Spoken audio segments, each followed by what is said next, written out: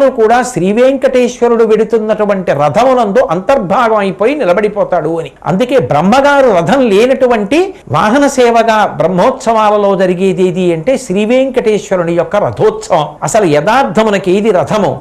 ఇదే పెద్ద రథం. ఈ శరీరాన్ని భగవంతుడు ఒక్క పెద్ద రథంగా ఇచ్చాడు. ఎందుకు ఇచ్చాడు ఈ రథాన్ని? రథము అంటే వాహనం. ఈ వాహనం ఎక్కి ప్రయాణం చేస్తాం. ఎక్కడికి ప్రయాణం చేస్తాం? చేరవలసిన చోటికి చేరాలి. రథం మనకొక పాఠం నేర్పుతూ ఉంటుంది. రథం నడిచి వెళ్ళిపోతూ ఉంటుంది. దాని కింద చెక్కలు పెడుతూ ఉంటారు. ఆ స్వామివారికి కైమోడ్చి నమస్కరించి అనుగ్రహించమని ప్రార్థన చేద్దాం.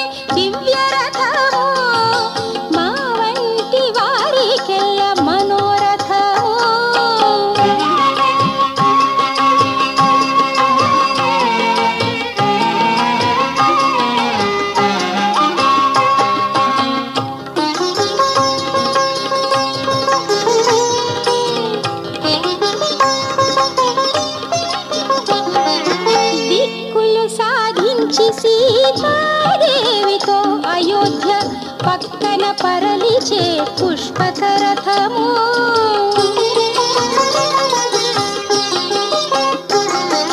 దిక్కులు సాధించి సీతాదేవితో అయోధ్య పక్కన పరలిచే పుష్పకరథము నిక్కి నరకాసురుపై నింగి మోవనెక్కి తోలె వెక్కసపు రెక్కలతో విష్ణురథము దేవదేవుడెక్కినదే దివ్య రథము మా వంటి వారికెల్ల మనోరథము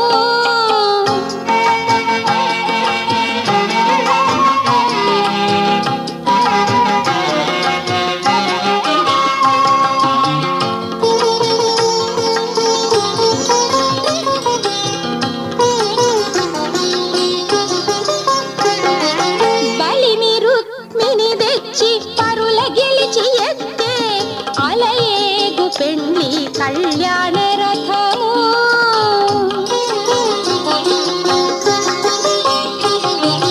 బలిని రుక్మిణి తెచ్చి పరుల గెలిచి ఎక్కే అలయేగు పెళ్లి కళ్యాణ రథము ఎలమి శ్రీ వెంకటాద్రి తల మేలు మంగ కూడి కలకా